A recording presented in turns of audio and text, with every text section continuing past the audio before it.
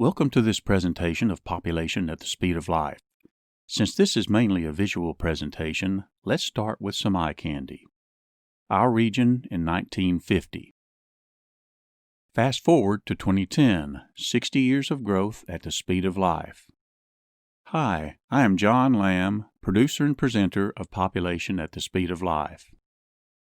I am retired after almost 22 years as director of Blount County Planning Department.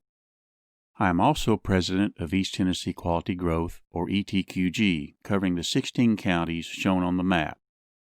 The map is the same coverage as the ETDD, or East Tennessee Development District, referenced on several graphics in this presentation. ETQG and ETDD are separate organizations and are not formally related. East Tennessee Quality Growth is a 501c3 nonprofit organization with mission to promote regional and local dialogue along with regional cooperation and local action. This presentation is part of outreach by East Tennessee Quality Growth to its 16-county region. Understanding population growth and change is important for various undertakings, whether you are in government, a civic group, a nonprofit service organization, or a business. Making analysis vibrant and optimally useful requires more than just presenting data, tables, and graphs. It requires understanding the life dynamics underlying population growth and change, to glean insights from the past, to comprehend the present, and to imagine the future. It can lead to understanding of how we, in the many roles we play in our community, fit into the dynamics of population growth and change.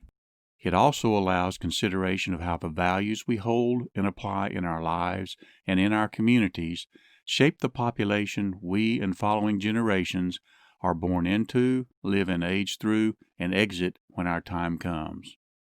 Knowledge is important, but an informed imagination is more important than knowledge alone.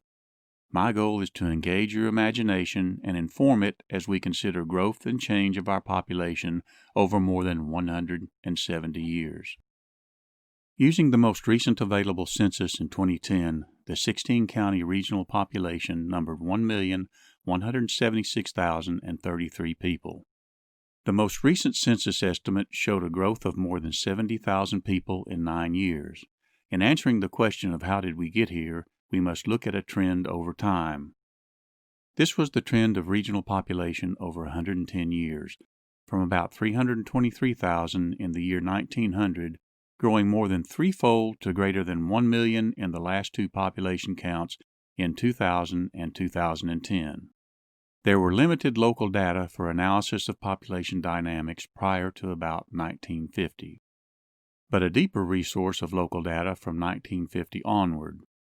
We thus clip the graph to focus on population growth dynamics over 60 years. We will return to an important pre-1950 trend later.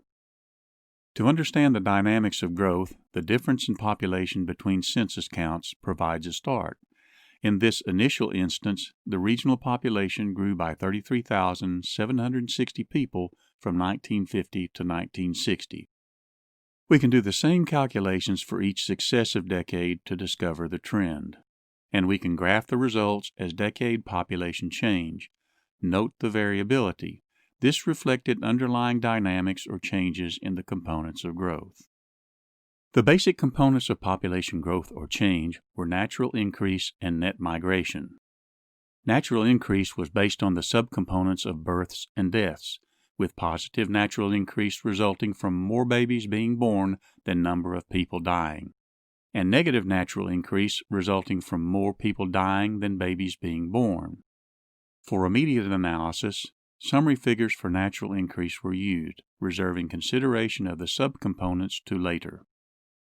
Net migration was the difference between number of people moving into and moving out of the region. For analysis, accounted summary figures for net migration were used, since separate data on underlying flows of people moving into and out of the region were not readily available. We first consider natural increase. We return to the graph of population change shown earlier and add the component of natural increase. The trend was relatively smooth, with peak in the 1950s followed by generally continuous decrease to 2010. The peak in the 1950s may be attributed to the baby boom, with substantially more babies born adding to the population than people subtracting from the population by dying. Looking at the other end of the graph, we find a smaller amount of natural increase, indicating proportionately more deaths and possibly fewer births. The two phenomena of baby boom and aging population were related, as the large cohort born around the 1950s, along with contemporary precedent cohorts, aged 60 years into older ages with greater likelihood of death. Across the same time span in the nation as a whole, births showed a variation not evident in summary natural increase. From peak in the 1950s, birth rates and births fell to an initial low in the early 1970s. The large baby boom generation aged through peak fertile years in the late 1960s through the 70s and 80s and into the early 1990s, resulting in more mothers and more babies even on a lower birth rate. Overlapping and following in the late 1980s, 90s, and 2000s, increased international in-migration was concentrated in the fertile years of the subsequent Generation X and Millennials. The number of mothers remained at a higher level on a continued low birth rate, and this kept the number of births up even as the pace of births began to slow and peak by about 2007. Another reduction in birth rate to record lows began about 2008, ultimately leading to recent decrease in number of births at the national level. Where then will the trend go in the future? We reserve that discussion until later, so that we can turn our attention to the second main component of population change, net migration. Recall the graph of population change and natural increase. There were obvious gaps to be accounted. If we subtract natural increase from population growth, we can account for the differences as net migration, added here in red. Net migration was highly variable and accounted for most of the variation of population growth, particularly in the last 2 decades. The lower population growth in the 1950s and 60s may be accounted to negative net migration or net out-migration, as more people moved out of the region than moved in.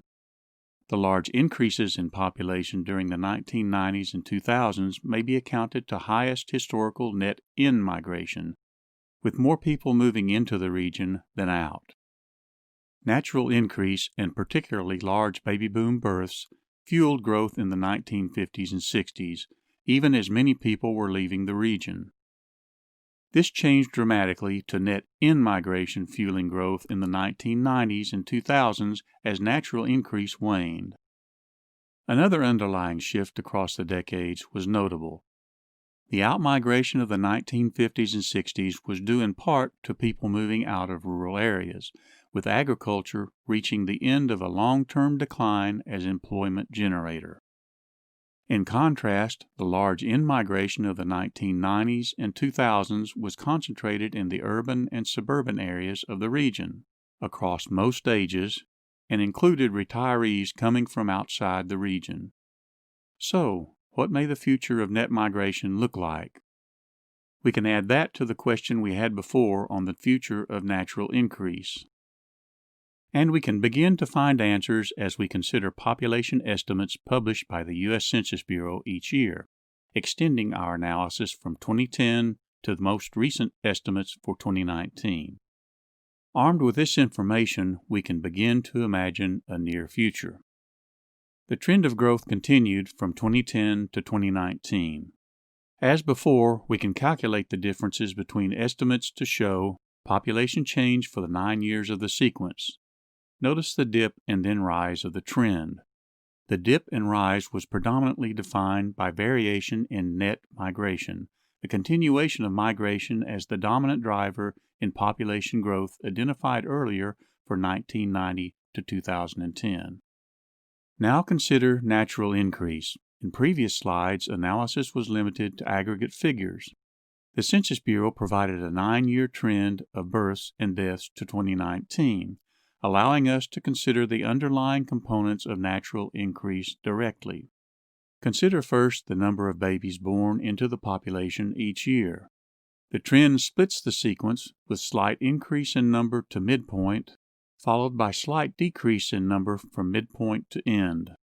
The overall trend was relatively flat, with just a slight reduction from beginning to end.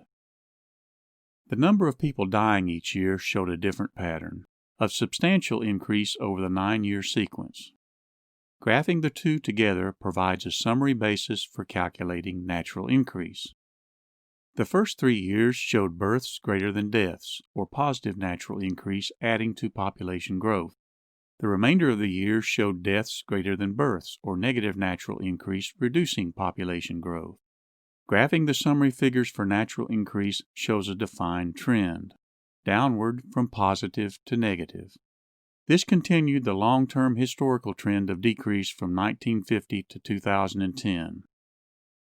We can graph population change and the two components together to see a comparative trend over 9 years. This is so close to a full decade that you can almost imagine what the next 2020 census will show. I invite you to imagine a near future. If we assume that the last year of the sequence can be duplicated reasonably in the next year, we can sum components across the 10-year span and graph the result as an estimated projected full decade from 2010 to 2020. We then can add our graph from previous consideration of decade trends to allow recent and near future analysis. The trend of declining natural increase continues and goes negative. The component of net migration continues its past character and shows variation, but in a narrower range. This results in a trend of reduced population change, with growth still positive, but not as great as the two previous decades from 1990 to 2010. Let us challenge our imagination further and consider what a future beyond 2020 may look like. Natural increase will probably continue deeper into negative territory as the baby boom ages fully and deeper into senior years, resulting in more deaths, possibly along with a trend of continued lower births in the population as a whole. Hard to say where net migration will go, but even if it stays relatively steady in the recent range, the resulting population change may continue to decrease due to the pull downward of greater negative natural increase. This probable dynamic is reflected in official projections published in 2019 by the University of Tennessee Center for Business and Economic Research. Thus, the region is projected to continue in a 170-year growth trend, but at a slower future pace than the recent peak of growth in the 2 decades from 1990 to 2010.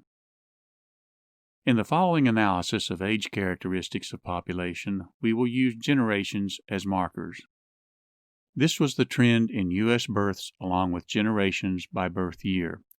The beginning and ending years of generations may not match other published ranges, but suffice for present purposes. Approximate generation age groups were used to fit graphics of population characteristics by age for 5-year cohorts in the graphs to follow. Thus, graphic portrayal would be off by a year or two for the actual beginning and ending birth years of most generations. However, year boundaries and spans for Generation Y, also called Millennials, and the following Generation Z were still being debated at the time of producing this presentation. Note that the Millennial generation in blue is shown as a 20-year span to the year 2000. Some argue that the span for the Millennial generation should be closer to 15 years, bringing Generation Z up to 5 years further into the graph. Some would limit the span of Generation Z to about 15 years, making the sequence of Generation X, Millennials, and Provisional Generation Z approximately the same spans. These provisional adjustments were introduced into the analysis to follow at appropriate points for the narrative. But for now, we focus on the baby boom. Net migration was the dominant component defining recent trends in population change. We can gain further insight into this component by looking at variation across age of the population. We highlight the baby boom for illustration since it was the generation that spanned our base data from 1950 to 2010. We also highlight the senior population for evidence of retirement migration into the region. Our immediate task is to disaggregate the decade summary figures we saw earlier. We focused first on the decade 1950 to 1960, move the graph to the corner of the frame, and disaggregate the summary decade figure into 5-year age groups, from 0 to 4 years old on the left to 75 years old and older on the right. We highlight the approximate age range of baby boomers present at the end of the decade in 1960 as our reference population marker. And we note the net migration pattern, keeping track of whether there was predominant outmigration shown below the zero axis, here by label down, or positive net in-migration shown above the zero axis by label up when that occurred in subsequent decades, as we follow the tracking by decade to 2010. The decade of 1950 to 1960 showed substantial outmigration labeled down. We now follow the tracking in successive graphs. Down for 1960 to 70, up substantially for 1970 to 1980, down slightly overall for 1980 to 90, up substantially for 1990 to 2000, and finally up substantially again for 2000 to 2010. Remember the overall decade-to-decade pattern of baby boom net migration for future reference.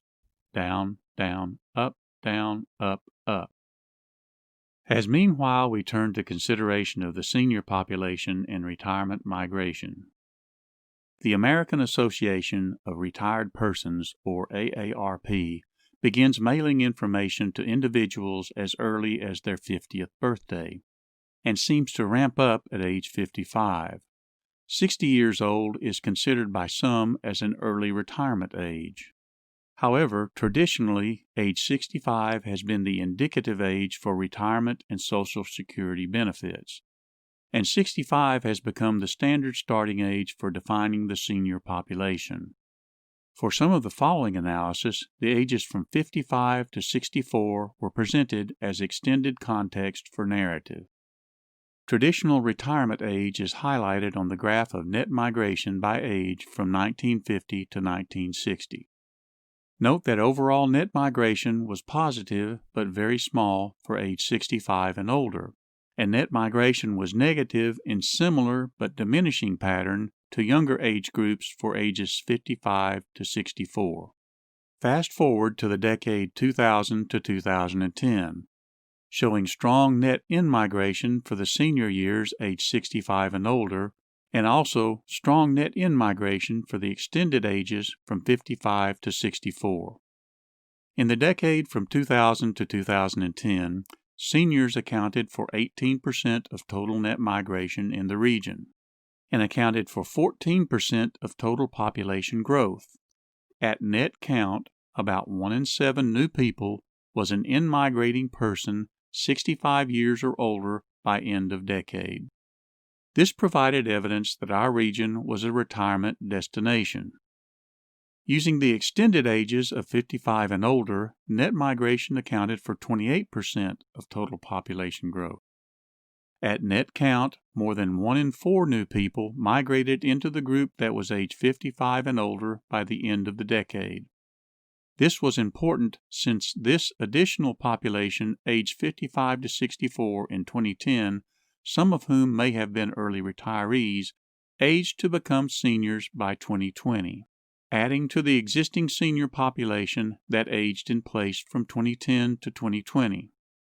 Let's pause for a moment to consider what seems to be an odd variation. A swing up of net in-migration at age 20 to 24, and a noticeable decrease for the 2 age groups following. What could cause such a major variation in the pattern for those ages? The large University of Tennessee campus in Knoxville, along with other smaller regional universities and colleges, drew students from outside the region for education concentrated in the 20 to 24-year-old age group. The effect was stretched over more than a decade, but eventually many of those students graduated or dropped out of the system and left the region. Also of interest was the concentration of net in-migration for younger people. Children generally did not migrate on their own, but followed the migration of their parents. The concentration of net in-migration in both the younger and older segments of the population was not characteristic of international migration. International migration was concentrated in the ages of 20 to 54, mainly toward the younger end of that range, and usually did not contain major retirement migration across international borders, nor did it contain a high level of parents migrating with children from foreign countries. What may not be evident was that most local growth was from domestic migration, or the movement of people resident within the boundaries of the United States. This was confirmed in population estimates by the U.S. Census Bureau for 2010 to 2019. Domestic migration dominated the trend, accounting for 87% of total net migration for the region. Retirement in migration added to the senior population, but the senior population was increasing in any event due to longer-term demographic transformation. The baby boom again can help illustrate the transformation as we look deeper into the age distribution. Recall the population trend from 1950 to 2010. To see the transformation of population by age, we need to disaggregate the total population each census year. We begin with 1950, disaggregating population by 5-year age groups from 0 to 4 years on the left to 85 years old and older on the right. Note that the distribution of population by age looked like a flattened pyramid, rotated and laid on its side, with a large young base and a small old apex. Remember this shape for comparisons later. We add the baby boom present in 1950 as our tracking generation, and we track the generation decade by decade across the screen. We note the growth in the age groups as they aged each decade, either down showing decrease in population or up showing increase in population. These directions down and up for the baby boom correlated with the downs and ups of net migration identified earlier. We track the baby boom across the screen to 2010, on the verge of entering senior years 65 years old and older. We leave the line for comparison to highlight growth or decrease. Recall now the pattern of net migration we established earlier for the baby boom: down, down, up, up, by decade from 1950 to 2010. Watch the blue columns for age groups in relation to the pink comparison line to see migration play out in population distribution and to see the transformation of the distribution over 60 years. We begin with 1950, with net outmigration resulting in a shift down for baby boom population by 1960, followed by the sequence of down to 1970, up substantially to 1980, down slightly to 1990, up substantially to 2000, and up substantially again to 2010 as the baby boom reached the verge of entering senior years. Note the overall shape of the distribution, with substantial population in each age group up to senior years. This was very different from the starting pyramid shape in 1950, and was due in part to net in-migration, especially for the last 2 decades. The population transitioned to an older distribution even before the baby boom entered senior years. The relatively large bulge of the baby boom at the time raised concern of impact on future senior population and related programs such as Social Security and Medicare. The popular press and some academic sources had a label for the pending phenomenon, but I prefer to use a more local term, triple whammy. The baby boom was a large generation. It grew regionally by substantial net in-migration, particularly in the 1990s and 2000 to 2010, and something not evident, it was a generation that was surviving longer and thus reaching senior years in greater numbers. This last leg of the triple whammy may be the most important factor transforming population distribution by age from the past and into the future. We will return to this important factor later. But first, let us look at the future of senior population in the context of generations aging. This was the distribution of U.S. births by year to 2010, with generations overlaid. we cue on the GI or World War II generation born from approximately 1901 to 1924, and flip the generation sequence as overlay onto the 2010 population distribution by age. We again define the senior years, age 65 and older, and age the generations across the screen decade by decade projected into the future. Note that the projections to follow assume continued net in-migration in the future. Thus, most of the blue columns outside the senior years increase as they progress across the screen. We begin with the baby boom on the verge of entering senior years in 2010. Using official projections published in 2019 by the University of Tennessee Center for Business and Economic Research, we see the baby boom age to 2020, with a large portion of the generation entering senior years. This is the projected situation coterminous with the production of this presentation. Looking ahead another 10 years shows the baby boom fully aging into senior years by 2030. By 2040, most of Generation X will age into senior years, followed by entry of the leading edge of millennials or Generation Y by 2050. By 2060, most millennials, defined as a 20-year generation, will age into senior years. But this calls to the fore the alternative definition of generations, with Generation Z provisionally claiming ages 60 to 64. If we use a 15-year span for Generation Z and age that provisionally defined generation 10 years, we find 2/3 of Generation Z aging into senior years by 2070.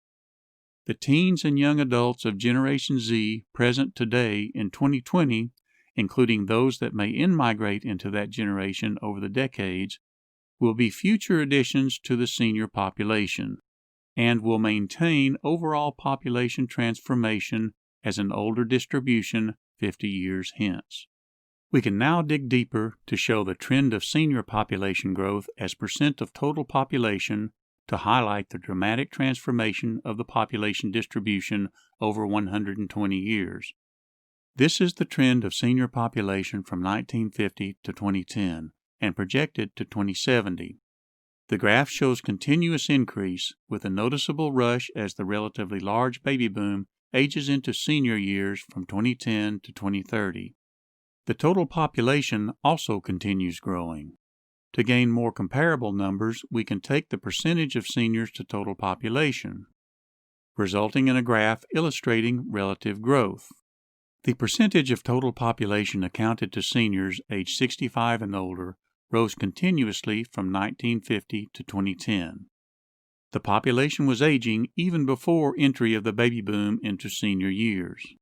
The pace increases as the relatively large baby boom is projected to age into senior years from 2010 to 2030. This is followed by peak and leveling out from 2040 to 2070, maintaining at the higher level as large successive Generation X, Millennials, and Generation Z continue to age into senior years. Focus on the 24.26% of total population in 2070, as this relates to the projected population distribution in senior years by 2070. Ask yourself if this percent will decrease in the future, given the large generations that will age into senior years in subsequent decades. The percent of population accounted in senior years probably will not decrease, but will continue into the future beyond 2070. The distribution of the population at that time will have momentum to maintain the high percent of senior population into the future. This leads to an important conclusion. The present baby boom is just the leading edge of an enduring transformation in the age distribution of our population, and this transformation will span many subsequent generations, continuing a high percent of seniors to total population well past the turn of the next century. It is not, as the popular press labels the transformation, a tsunami. It is a persistent sea rise that will last for a long, long time. It involves generations present in the population today in 2020 and will involve subsequent generations to come for the remainder of the century and beyond. Let us pause for a recap of what we learned and imagined to this point. We established a continuous growth trend from 1900 to 2010 and projected to 2070.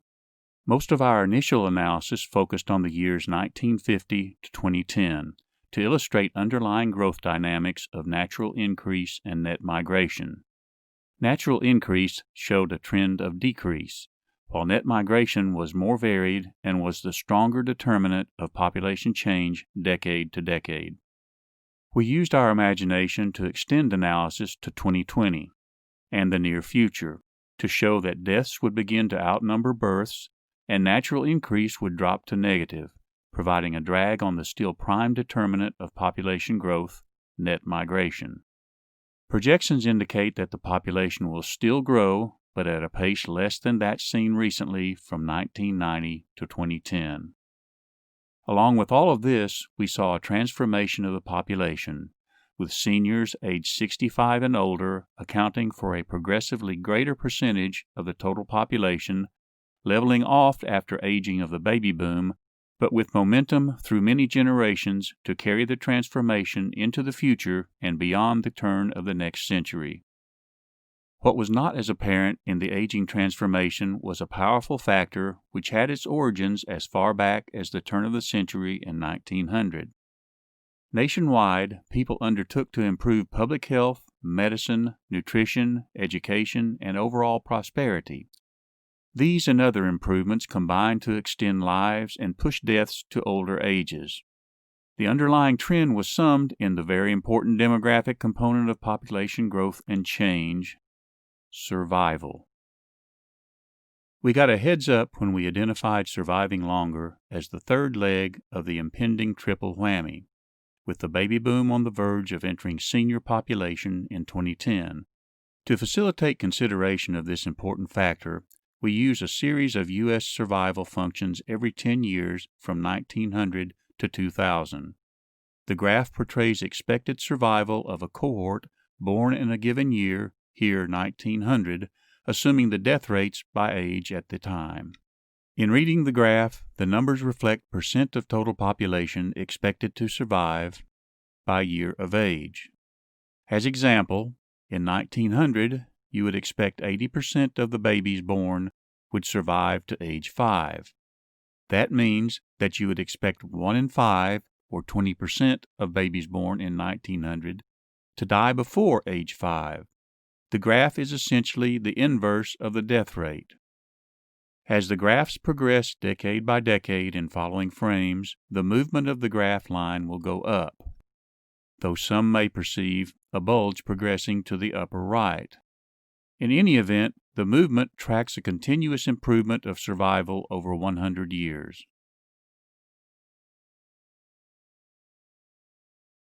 By the year 2000, the expected survival to age 5 reached close to 100%.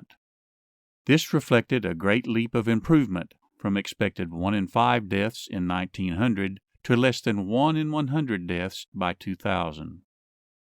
Of note was the proportion of improvement that occurred prior to 1950. Most of the improvement in survival happened from 1900 to 1950, especially for the younger population, and most of that was due to the dramatic increase in survival for the population younger than 5 years.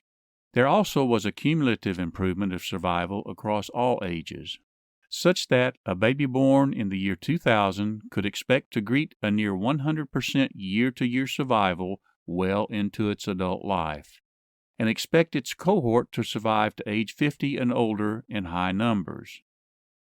Survival is a powerful concept in considering population dynamics, but most people do not think in terms of demographic survival, tending to think more in terms of how long will I live. Period life expectancy at birth is a computed measure of average length of life for a cohort in a given birth year, assuming mortality or death rates by age in that year. Life expectancy showed considerable improvement from 1900 to present. We will turn to that in a moment. But first, life expectancy as a single measure allows us to highlight some important differences that have underlain aggregate data presented up to this point. We focus on more recent trends from about 1970 to 2010.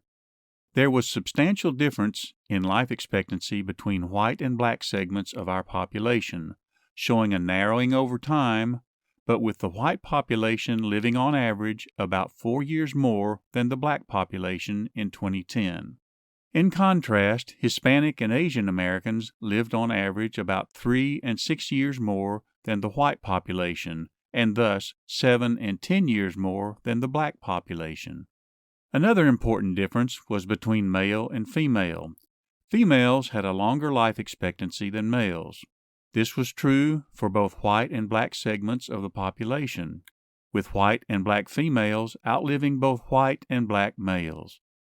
Calculating life expectancy at age 40 for male and female and correlating with income shows that higher income women outlived lower income women and consistently outlived men at all paired income levels. The variations were substantial, with a difference of 10.1 years in life expectancy between high and low income females, and a difference of 14.6 years between high and low income males. Income also had a differential effect over time, with improvement in overall life expectancy led more by improvement within the upper income population, and the lower income population neither showing improvement or adding to aggregate life expectancy. We now turn again to the aggregate. Over 109 years, from 1900 to 2009, life expectancy at birth improved substantially, with addition of more than 30 years of expected life.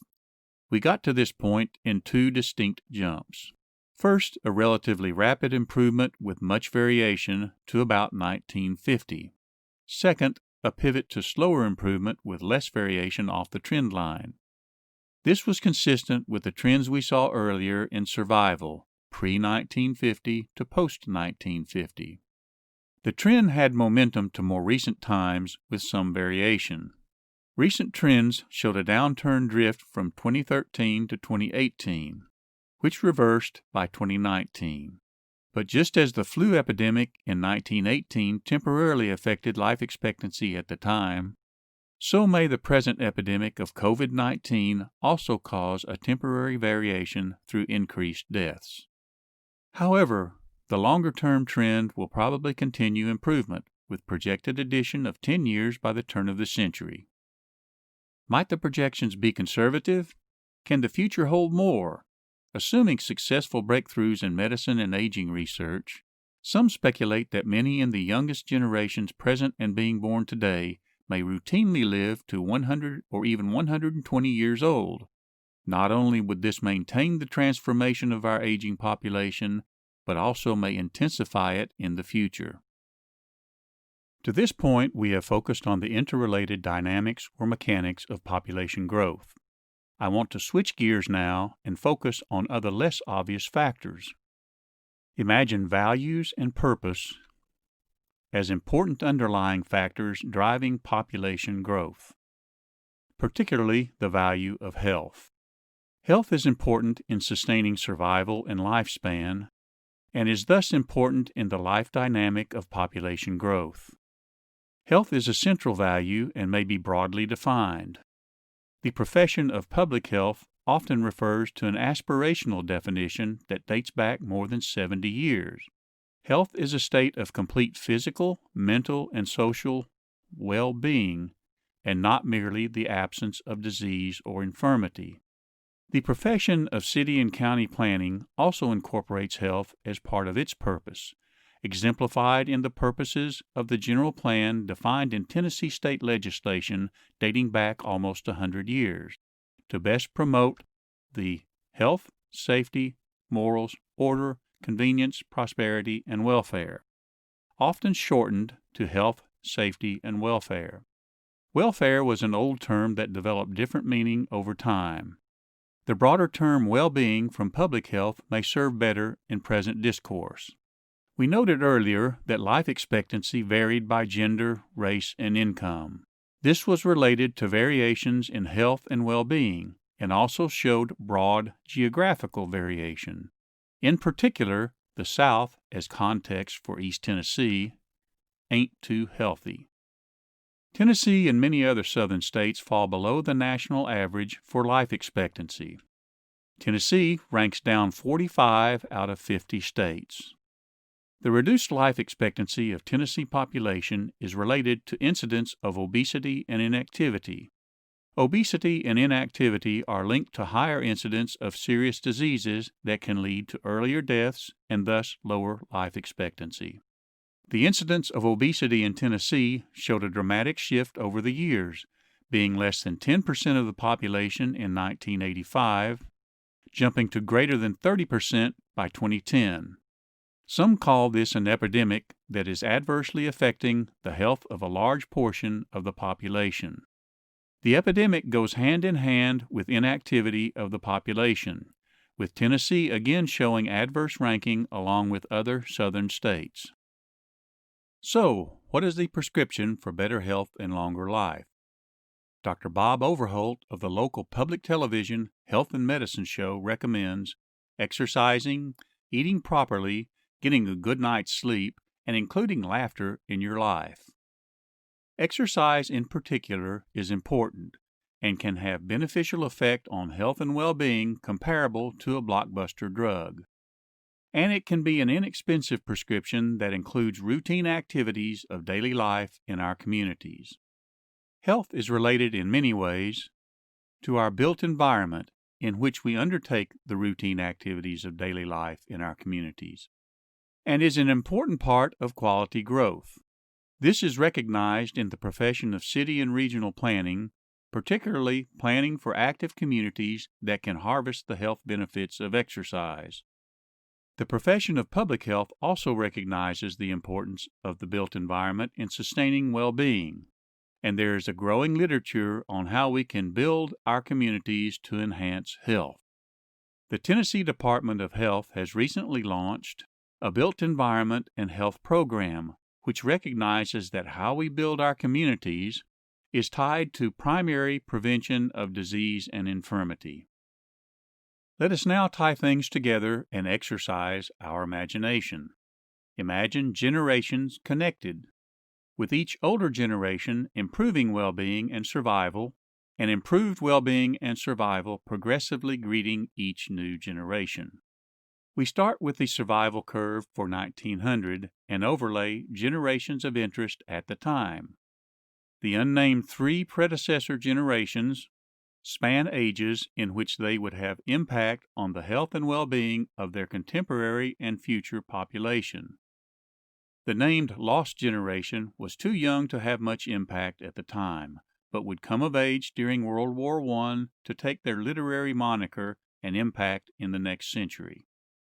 Let us now fast forward 50 years to find the predecessor generations aging out of high-impact years by 1950.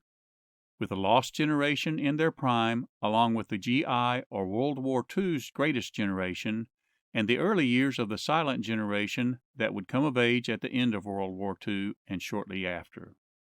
Over 50 years, these generations were instrumental in the big jump in survival to 1950, which greeted the baby boom.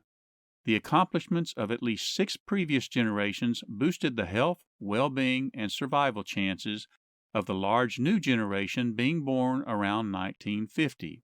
In recognition of improved health and longevity, let's expand the high-impact years to age 85. And again, fast forward another 50 years. By the year 2000, the first 3 predecessor generations passed off the graph. The lost generation and the leading edge of the GI generation aged through and out of high-impact years. The silent generation, the baby boom, and Generation X aged into their prime high-impact years. These generations built on the improvements from previous generations and improved by another 50-year increment the health and well-being and survival of the population. The new Generation Z in provisional age span was greeted by a small incremental improvement from 1950 to 2000, less it would seem than that which greeted the baby boom in 1950. However, the full story was the cumulative effect over 100 years, which improved well-being and survival such that almost all of Generation Z survived to age 5, and faced much improved expected survival well into future old age. Let us again recognize the improvement in health and longevity, and expand the high-impact years to age 90. And let's project to get more recent, to 2020. We can add the provisional adjustments to generations Z and Y, or millennials, and show a new generation that some are calling Alpha. In recognition of recent activism that focuses on the awareness of youth for their own well-being and probable improvements in survival and longevity at older ages, we can expand the years of impact to encompass ages 15 to 95, and include much of Generation Z, Millennials or Generation Y, Generation X, the baby boom, and the silent generation, all of whom stand to improve their own well-being and the well-being of generations to come. We can get a sense of the generational relationship by overlaying the first generations present 120 years prior in 1900. In relation to the baby boom, the links between health and well-being and improvement to survival spanned at least 7 generations. This may challenge our thinking to consider a much expanded time horizon for contemplating our important work at hand. We are the first generation of more generations. Just as our predecessor generations improved our well-being, so we have the potential to improve the well-being of our 7-generation span. Our goals need not be limited to ourselves, our children, and grandchildren. Our goals may rightly consider even our great-great-great-great-grandchildren. What we do today, what we build today, can outlive us by many generations. On a more personal note, the baby child, more likely the grandchild, and more likely still the great-grandchild you hold today, may live to hold your great-great-great-great-grandchildren, your 7-generation future. I invite you to imagine that this is our quest: health, safety, well-being, survival, quality growth, both of a healthy population and of a healthy built environment to support that population. And our communities will be better for this, for us, and following generations, to live long and prosper and be well. Imagine that. This presentation is an outreach of East Tennessee Quality Growth to encourage regional and local dialogue, along with regional cooperation and local action. Thank you for imagining with me. If you are interested in a population analysis and presentation similar to this one, but specific to data for your county, you may contact East Tennessee Quality Growth via the etqualitygrowth.org website.